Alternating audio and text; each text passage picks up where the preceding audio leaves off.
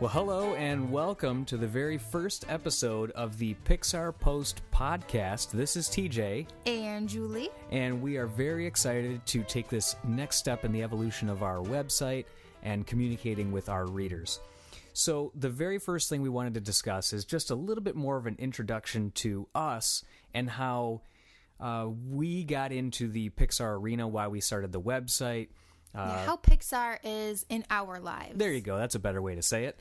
So it's one of the very first things that we did, our very first movie date in 99 was we went and saw Toy Story 2. Yeah, and after we saw it, we were just absolutely so in love with it. And it had ever since then, it really was a part of our lives. And it seemed like it intersected so many times. No matter what we did, we were either buying something Pixar for each other, we were either going to see a Pixar movie, we were discussing something Pixar. So but we were really big into animation. Yeah, we're big into animation in the first place, and you were always a big Disney fan because you guys were a Disney family to begin with. Yep. And went to the parks multiple times a year for most of your youth, not even living in Florida. You lived in Virginia. But regardless, so it's just been one of those things that was a natural progression. And when we got to physically starting the website, I have to, like usual, I have to give the credit to Julie that it was her idea to take that leap and want to start it. So she came to me one day, and I remember in our relationship, I'm more of the realist. And I am the dreamer. And she's the dreamer, absolutely. So what we wanted to do, or what she came to me and said was, hey, I want to start a Pixar blog. And now you don't know Julie as well as I do, but a lot of times when she comes up with these ideas, there are these far-fetched things that she always wants to do. They're grandiose ideas. Yeah, she wants to do a lot of things. So when she said this, I kind of said no right off the bat. Well, I didn't say no. I was just like, well, how are you going to do it? Yeah, well, TJ needs a plan. He needs a plan of action. Like, how are you going to do this? I need like a timeline and very structured, where I'm just kind of like, fly by the seat of my pants, let's go, I want to do this, let's make it happen. Yeah, and I wanted to step back a little bit more from this because I know with the website, it was going to involve me whether I liked it or not, because I'm more of the technical aspect, so I was going to have to set it up, buy the domain name, take pictures of it, of all the different things that we were going to do. So I knew I was going to be involved with it at some level, so I wanted a plan to know how I was going to be involved and how she was going to be involved. So the very first idea, and one of the reasons why we're bringing this up, Julie originally didn't want to talk about this. Oh, no, it's so embarrassing looking back on it now. Well, and I'm sure it'll be embarrassing when we eventually look back at, like even our beginning posts. Yes. And originally this first podcast, I'm sure we'll look back on it and go, what the heck were we doing? But regardless, the very first idea that she came to me with is she was discussing what she wanted the website to be named.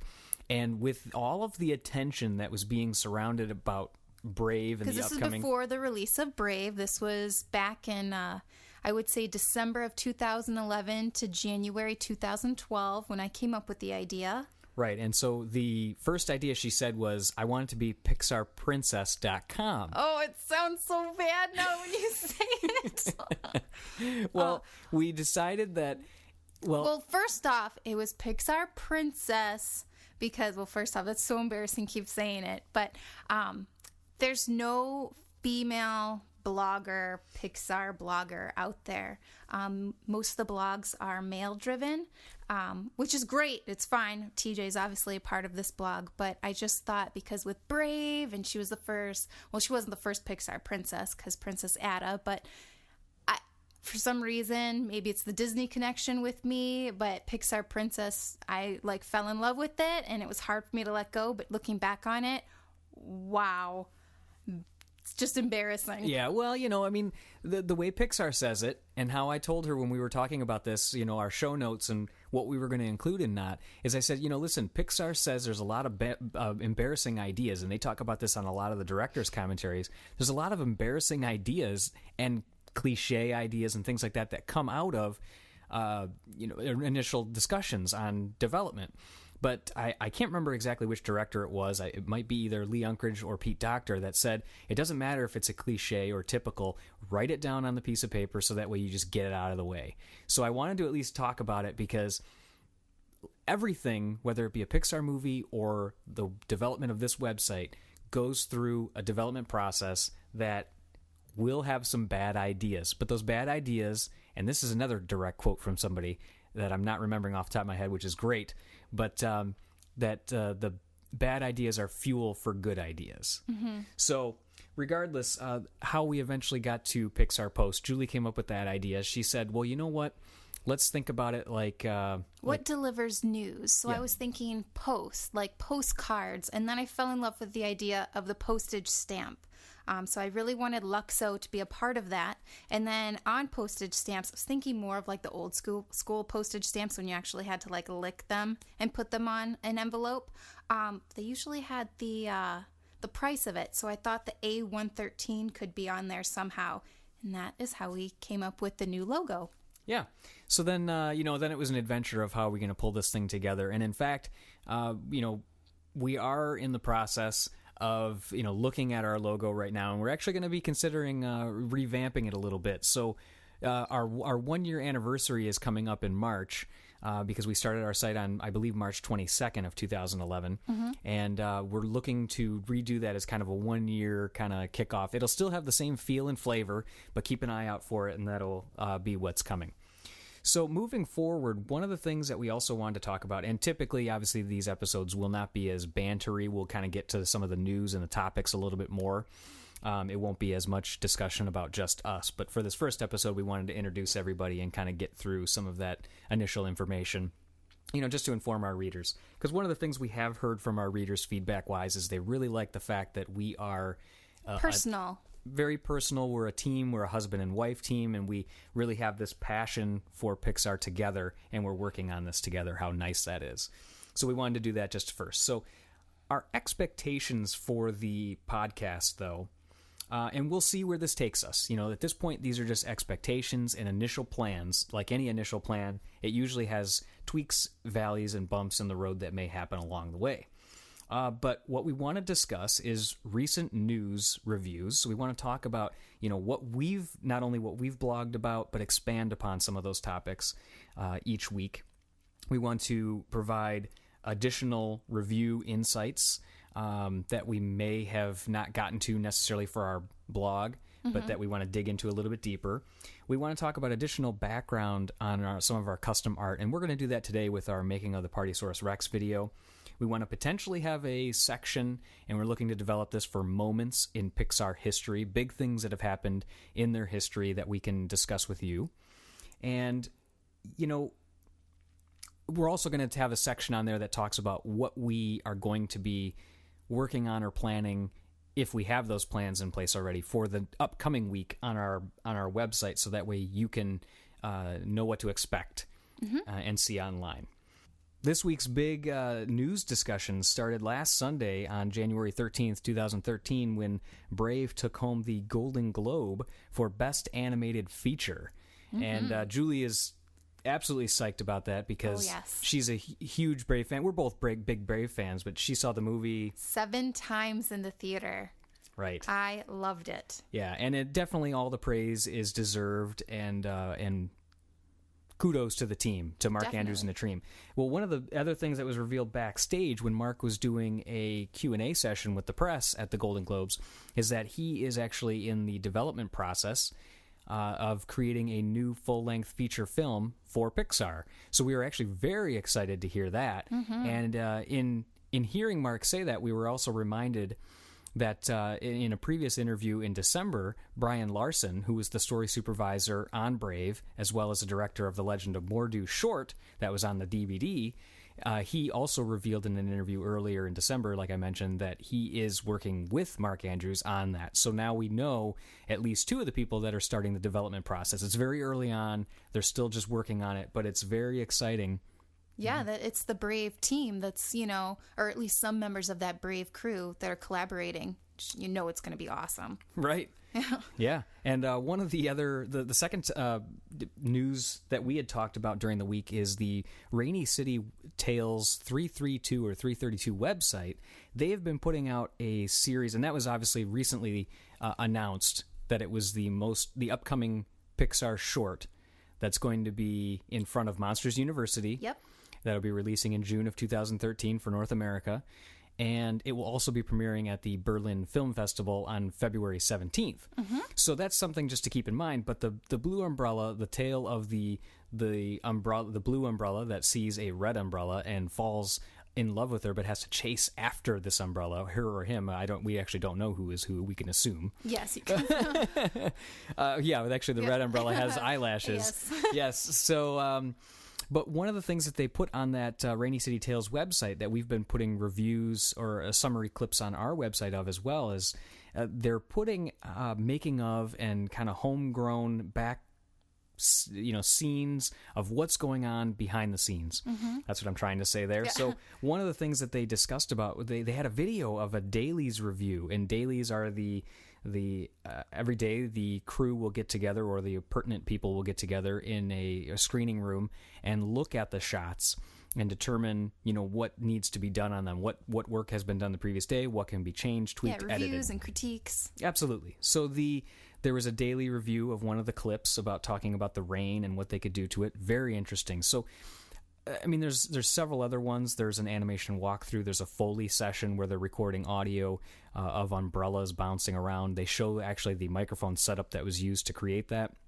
But why we're bringing it up specifically is obviously just for general interest for people that are into animation or into Pixar. And just behind the scenes. If you like behind the scenes, footage or knowledge, I mean, it's very interesting. Yeah, it's definitely great. And one of the things that they mention on the website is that it's a little more of a personal feedback this time, because it's just recorded with the director's telephone rather than being an official making of where they bring in a crew and do those kind of things. So it's just short clips. But the thing I was also going to say is that it's great for people that are looking to get into the animation industry, because I mean, you're seeing all these behind-the-scene things. In the microphone setup, they're showing the mixing board, or not the mixing board, but the amp that's receiving all the signals, and they're going through and they show how the microphones are there, the different types of microphones. It's really interesting. And one other quick note, just as a fun fact, in the Foley session with the umbrellas, where they're recording the sounds of the umbrellas, there is an up umbrella, which is pretty cool, because the top of it is all like a light blue, has the up logo, but the underside of it, which makes total sense, is all umbrellas, balloons. So it would be as if they're like lifting the umbrella up like the house. So it's a pretty sweet umbrella. Yeah. Yeah. So the next thing that we want to discuss was our making of Partysaurus Rex video. So why did we even make this video? The reason we made it is because we had some questions. We've had people from our readers that have asked us, how did we do it? We've had other people say, can I buy one from you? And, so we decided that we would pull this together, that it would help out not only with our readers being able to see that process, but just show some more of the fun that we had in the creation of them and, that process. So to start off, the equipment that we used for it, just to give people a little bit of background there, was we used a Nikon D800 and shot it actually in 720p. You may not need all that information, but we didn't shoot it in 1080 only because we wanted to keep the file size a little bit lower. I shot some of the clips in 60 frames per second, and then reduced it in iMovie when we edited it up. But it took about a week and a half to film the whole thing, because creating a custom Partysaurus Rex is a bit of a challenge. The first Rex that I made back in August of 2012 is completely different from this movie accurate version that I make now. So it takes a lot longer with his loofah collar and all the custom bead necklaces that are involved, which you can see in the video. Yeah, and the hair. The hair is much more. It's much more care that goes into the hair and the Viking hat than my first Rex that I made. Right. Yeah, I mean, it's like anything else. The first rendition is not usually the best. It took... This is how many Rex toys have you made at this point? 7, I believe. Is it that many? 6 or 7, yeah. Okay, yeah, because I mean, we've obviously, for some of our readers, they've seen that Mark has received one. Mark Walsh, the director of Partysaurus Rex, he has received one, and we've made several versions that we originally. The one we originally made that we were taking the Follow Rex pictures on. We made a second one that was introduced to BT when we went and saw him in concert. and then the third is The one. third one I kept. And then the fourth. The fourth went to Mark. We've made a couple more in the meantime. So yeah, it's interesting, and those are actually surprises for some others that are going to be receiving those as well. So it's great that they're going to be moving forward there. What else are we thinking about for the Party Source Rex video? Do we want to? Do we have any other comments from readers or anything like that we should think about? No, just that I appreciate all the nice comments from everyone asking if they could purchase one. Unfortunately, we're not selling them, but it makes me feel great that you think that I did such a good job that you would want to buy it. So thank you. Yeah. It is very nice, and we do love all the feedback and comments that we get from our readers. That was one of my dreams that was a grandiose dream of mine. Oh, that's right. We should talk about that. So the Rex, Julie saw the clip of Partysaurus Rex when it first launched, and she decided that this is going to be something that she wants to do. She wants to make this Partysaurus Rex. Well, Rex is one of my favorite characters. Yeah, absolutely. From the Pixar franchise of characters, he's one of my favorite. And when I heard that it was going to be a Partysaurus, kind of like a rave theme, way back in the 90s, back when I was in high school, the rave scene was pretty big. And I used to wear what Rex wears as necklaces, but just bracelets up to my elbows when TJ and I first met and first started dating. So I felt that Partysaurus Rex was just like, it was like a calling that I had to make him. Like I just bonded with this whole idea of Partysaurus Rex. Yeah, I mean, obviously I was drawn to it too. I've always been into, what it used to be called as techno. Now it's leaning more towards electronic dance music and those types of titles. But it was something that we've always both connected with, was not only Toy Story because of our first date, Rex because he's just such a great, lovable character, but then the music element of it and the fun of bath time. I mean, it all just clicked with us, obviously, from our readers know that. So she comes to me, she's like, I want to make this toy. And I'm like, well, how the heck are you going to do that? Yes. Well, I came up with the idea actually driving home from work. And it hit me like a bolt of freaking lightning. And I came home and I was like, honey, I said, I'm going to make Partysaurus Rex. And TJ looked at me like, how are you going to do that? And I'm like, I'm going to Toys R Us tonight. Right. She actually went out that night, bought everything. Yeah, I got home at like 7 o'clock at night. We ate dinner. 8:30, I was at Toys R Us. Right. Bought Rex, went into a craft store, got some other things, got the found as many beads as I could find. The clay for the hair, everything. I mean, she came home and she started working on it that night. It was crazy. But she had this feeling and wanted to go with it. And so what we actually started to do after that, after it was made, because she came upstairs after it was done, I think it was it the next day that it was completed? Mm-hmm. Yeah, so it was completed the next day. She comes upstairs with it, shows it to me, and I said, holy cow, that is actually much, much better than what I envisioned it could be.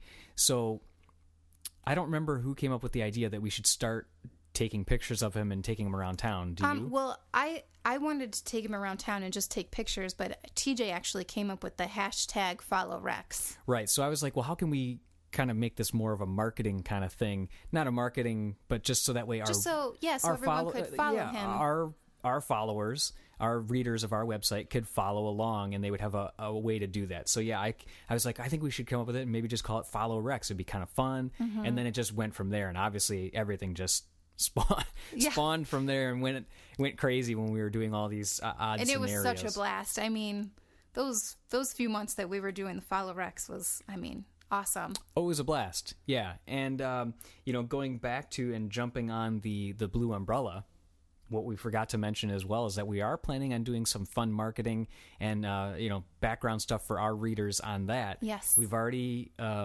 we're in the process of doing something fun. We'll just say a surprise, fun thing. Yeah, and just say if remember, I'm a dreamer. If you've seen it on our website, you've seen that we teased a picture that we posted out there as well, and I will put that in. It was on Instagram. It was on Instagram. Did it? It didn't go into our website. We put it on Instagram. Okay, yep, it was on Instagram. I think it linked through to Twitter as well. So what we'll do is in the show notes for this on our website, we'll post that photo as well so you can see that. Mm-hmm. So we're going to be teasing and doing some fun things with the Blue Umbrella as well. The next big news event that happened this week was the Disney Infinity game launch, which happened on January 15th of 2013, and we were live blogging the event details. The event itself, the game itself, is a huge anticipation in the gaming world. The traffic that was happening on Twitter for the Disney Infinity tag was amazing. I mean, it was trending within, I think, 2 or maybe between 2 to 5 minutes. Right. So it's going to be a big launch for Disney. And at the event, it had several speakers that were there. It was John Pleasance, who's the co-president of Disney Interactive, John Lasseter, who we know very well, and John Blackburn, who's the studio vice president and general manager of Avalanche Software. The game itself, just a very high overview of it. It's been described to us as similar to Skylanders, if you're familiar with that game, where you'll buy a starter pack. It'll come with some characters as well as a pad that you will plug into your gaming system. When you place the physical toy character on the pad, it will allow you to play as that character in the world of that character. Mm-hmm. So, for instance, the characters that are going to be coming out at launch are going to be Mike and Sully from Monsters University. Yes, you'll be playing in the Monsters University world. And then also the second set of Pixar-related characters that will be coming out at launch will be the Incredibles family along with Syndrome. The game itself, you'll be able to see some highlights and screenshots and the full press release details as well as the trailer on our website. It just looks pretty exciting, doesn't it? Yeah, it looks like a lot of fun. I mean, my goodness, if they come out with as many characters that are on their press photo, I mean, the playtime is endless. I mean, right.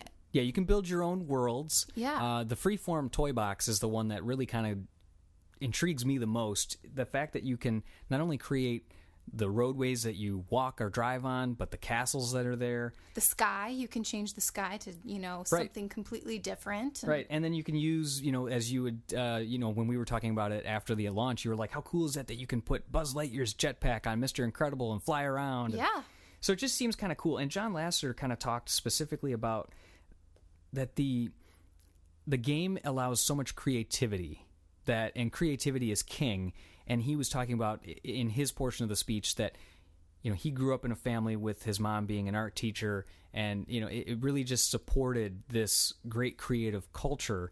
And he likes the fact that that culture can continue on in a game where it doesn't have any limits or limitations. You can create anything you want out of it. For sure. And it's really neat. So, stay tuned to our site. We're going to have many more details as that gets closer to launch. And, hopefully we'll get to the point where we have a game review and all those types of things. Fantastic. So the next thing that we did this week, and was a lot of fun, was we did some fan art of Drips, which is the whale that covers the downspout of the bathtub from Partysaurus Rex. And I kind of had the itch to sketch one night and this week, and Julie came in and I was like, well, what can I draw? And we were looking around the room and came across, some of the toys we have in here. Of course, our house is full of toys. Of course. And saw the Drips character, and I absolutely love that character. And Mark Walsh, the director, again, does the voice for that character. We could turn the water on all the time, on ourselves all the time. Yeah, that's as good as I can do right there. But, so I had recently received Yes. a drawing tablet that I plugged into my computer, that you can plug into the computer and draw that way. And obviously it's a little bit of a change from a traditional paper and pencil method, but it's a lot of fun to continue down that road. And I'm sure, for anybody that's either in animation or familiar with animation, that's already what they've been using. But for myself, I had never gone into that arena. Right. I had drawn on the iPad, but it was really fun. And the one thing that I really got to play around with a lot was the different brushes and how to meld the colors together, putting different paints on and then blending and doing all those kind of things. It was a lot of fun. And I like, when Julie came into the room, she's like, wow, it's just so much fun. It is fun. It's like I look at him and I just smile. Yeah. Like it's a feel-good picture. Yeah, so we had a lot of fun doing that. So hopefully, if there's any particular fan art that any of our listeners and or readers would like us to potentially do, we're more than willing to listen to any suggestions. Or if you have a particular fan art that you're really proud of, share it with us. Yeah. Who knows where that may take us. Maybe we'll eventually have an expanded section on our site. But for now, if you have any fan art that you've done, we're more than willing to take a look at it. And, And we also hope that our fan art inspires you to create your own art. Absolutely. Maybe looking at it and be like, why don't I try that? Right, and that's kind of, the bottom line is we were inspired by Pixar, so if we can inspire anybody or just, open a community where we can discuss the fan art a little bit more, that's always a fun thing. Definitely.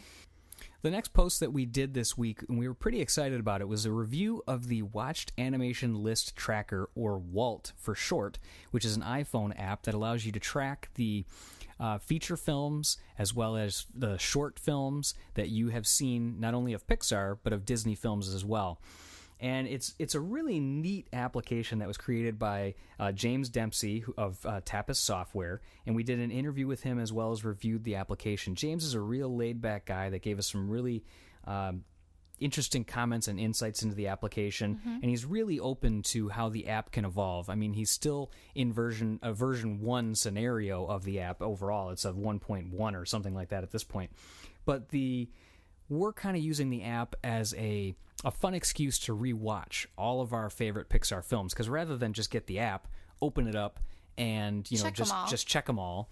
For the Pixar standpoint, I haven't seen all of the Disney shorts and films throughout all the years, but we're using it as an excuse to rewatch them all. Plus, the other thing that's really neat about it that we really enjoyed from the app is that it has the actual, and it doesn't seem like this should be much of a big deal, but it is for us. We often have little debates where we talk about, what was the release date of that particular film, and not just the year, what was the particular date. The app shows you when you click on either the film or the short, the actual release date itself that it was in theaters officially. It has lots of sort options that you can sort by the decades. You can sort, or actually you can view them by decades. You can sort by oldest, newest. You can do all of your watched or unwatched films that you haven't checked off. It's a pretty neat little gadget and toy if you want just another way to keep track of the Disney movies that you have seen. And from James's comments, if you look at the app now, it certainly is going to evolve over time. So if you get it in the store now, you'll be able to grow with the app and some of the new changes that he's planning on implementing. So it was a fun little thing just that we were able to do that review, and we were happy to take a look at the app. So one of the things that we want to do on a more regular basis as well is talk about the top 3 hits or posts on our website for the week. So as you could imagine, since we were live... High traffic. Yeah, that's a way to say it. One of the things that we were obviously happy to see is since we were live blogging the event of the Disney Infinity event, that was our number 1 for this week. We had very high traffic on that. We had people from all over the world that were looking at our site, and that's to be expected because it was a live event, big event. But the one that kind of threw us for a loop this week was all of a sudden, and we don't even know why or how. We've looked at stats, but it doesn't show everything. Is the hidden items that are in Brave that we found in Brave, and that's the reference to A113. As well as the Pixar ball, or the Luxo Junior ball, however you want to... And this was a post you actually did back in November while I was vacationing at Disney World. Right, and it was one of those things where, there'd been a lot of discussions. We had seen, obviously, the footage that Pixar had officially released of the Pizza Planet truck. And Sully. And Sully that was carved on one of the logs on the floor of the witch's cottage. But what we had done is pieced together... from tips from other animators, things that people have said on interviews and Twitter, and in fact some our readers come through, reader comments that they had stepped in and said, hey, I saw this interview, so-and-so said that it might be here. So the one that we were tipped off to was that the A113 was above the door frame of the witch's cottage. And when we had heard that, I had gone through previously trying to look for it in the witch's cottage because I had heard that it might be in there. In fact, that all of the items, the hidden items, might be located in one area, was one lead that we were going off of. And I didn't see it. And the reason I didn't see it is because, number 1, it's faint, of course. Number 2, it's in Roman numerals. Number 3, it's only in the scene at one moment where Merida's backing out of the door with the knives coming towards her. We were really... we were tipped off that it was around the door, and that was from a reader that had told us that. So going off of that, I had to assume that the Pixar ball was in there as well somewhere. So I went frame by frame and, put it in the old DVD player and just hit next, next, next, next, next until I eventually saw something that I thought resembled it. I flipped out.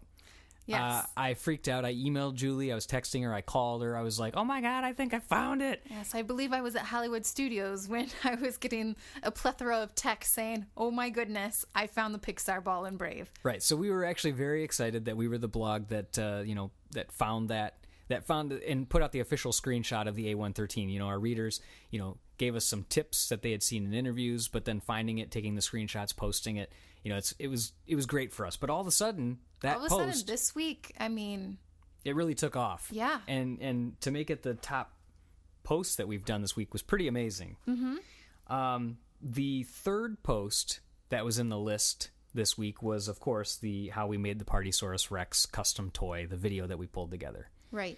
So that was, which makes me feel good. Yeah, obviously Julie was happy about that, and I am too. We put, not only a lot of work into the Rex, there's a lot of details that when I was even filming it, I didn't necessarily know that Julie had put into the Rex, because I don't hover over her when she's working on her things, and she doesn't hover over me when I'm working on mine. So there were things that I noticed in there. So it was good for us, and fun for us to put that out there and show that with everybody.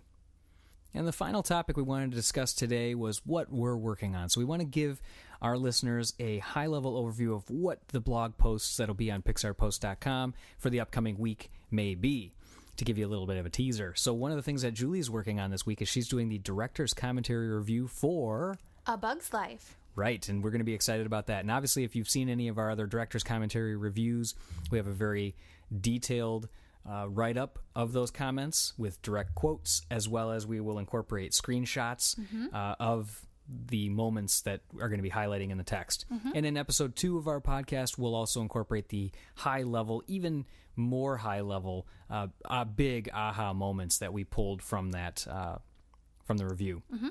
The second thing that I'm pretty excited to announce is that we found a way to do video reviews of iPod, iPhone, and iPad media. So not too long ago, we did a review of the Monsters Incorporated Run, or Monsters Run game that was recently announced for the iPad and iPhone and iPod and all those other devices. But we had just taken screenshots of it, and now we're going to be able to incorporate video and movie reviews of those as well. So we're pretty excited about that. Yeah, it's really cool. Yeah, so we're excited about that. And then so we'll be doing another, if I don't update for an additional game, I'll be updating the Monsters Run game with some video there. Well, as we sign off from our first episode of our podcast, we just want to say thank you to our listeners, thank you to our readers of our pixarpost.com website, and all the great feedback and comments that we've received since we've began last March. As the podcast continues to change and grow, we're looking to expand into different areas and do more fun things to entertain you. But if you come across anything that you feel like you want to pass on to us, much like we've changed our website over time and adapted to help out our readers, if there's anything that you want to hear or listen to, we are more than willing to discuss that. So shoot us an email at info@pixarpost.com, and we'll go from there. So signing off from our first episode again, this is TJ and Julie from pixarpost.com, and thank you very much. We'll talk to you soon. Bye-bye. Bye.